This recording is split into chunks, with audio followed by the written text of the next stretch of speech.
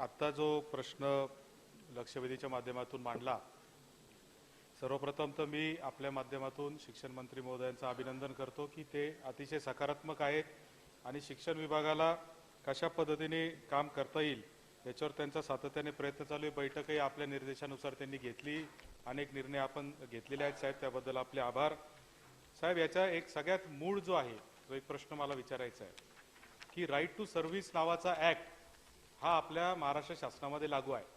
Right to service act प्रमाणे प्रत्येक काम एक ठराविक कालावधीमध्ये होणं हे कायद्याने बंधनकारक आहे.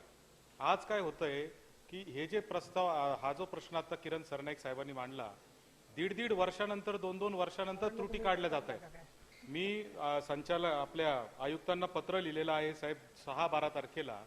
नाशिक मधलं एक प्रकरण असं आहे, त्या शिक्षकांच्या वाढीव पदांच्या मान्यतेसाठी 1.5 वर्षानंतर त्रुटी काढलेली आहे.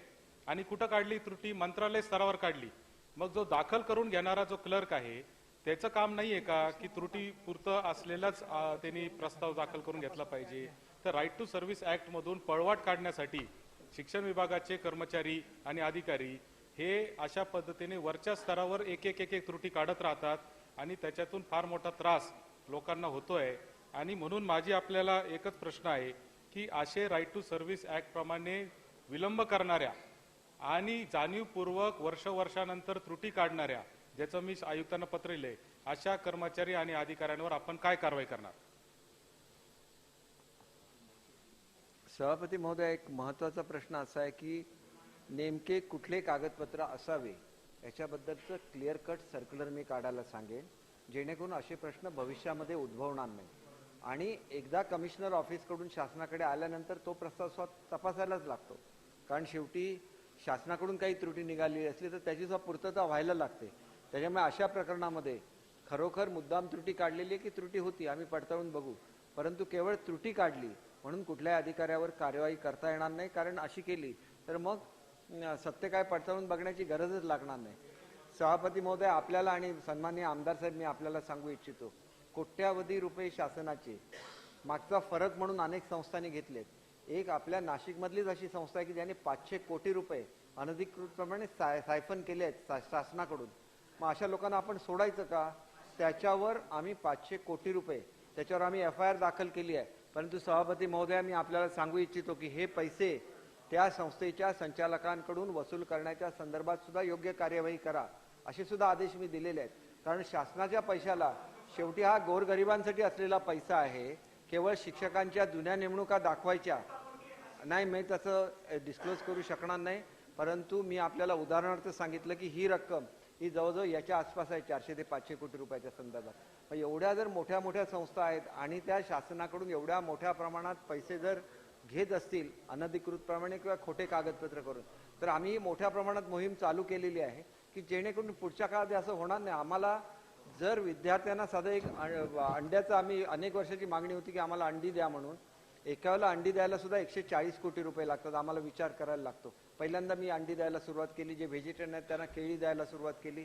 परंतु कधीतरी आम्ही विद्यार्थ्यांवर खर्च करणार की नाही, की आमचे पैसे असेच आपण दुसऱ्या कामासाठी लोकांनी आमचे पैसे सायफन करायचे? हा पैसा सुद्धा एकदा ह्याला शिस्त आणल्यानंतर जास्तीत जास्त पैसे विद्यार्थ्यांवर कसे खर्च करता येईल हा आमचा प्रयत्न राहील. यंदा सुद्धा आम्ही सगळ्यांना युनिफॉर्म्स दिले, सगळ्यांना शूज दिले, सॉक्स दिले, वह्या दिल्या, तो खर्च, त्यांची स्कॉलरशिप वाढवली. अशा तऱ्हेने आपल्याला एक धोरण घ्यायला लागेल की ज्याच्यामधून प्रोत्साहन मिळेल. माझी शाळा सुंदर शाळा, जवळजवळ 87 कोटी रुपये हे मुलांच्या वेगवेगळ्या त्या शाळांना बक्षीस म्हणून दिले जाणार. शाळांची परिस्थिती सुधारेल, तिथं एज्युकेशनचा दर्जा सुधारेल, असं आपल्याला करायला लागेल. आणि अशा बाबतीत कठोर कारवाई करायला लागेल. तेव्हा आपल्या सर्वांचं सहकार्य मला अपेक्षित आहे की अशा रीतीने जर कोण चुकीने वागत असेल, आपण मांडलेला मुद्दा मी मान्य करतो की राईट टू सर्व्हिसेस याच्या खाली कुठले कागदपत्र लागतात, आम्ही पुन्हा एकदा सर्व कागदपत्रांची यादी देऊ.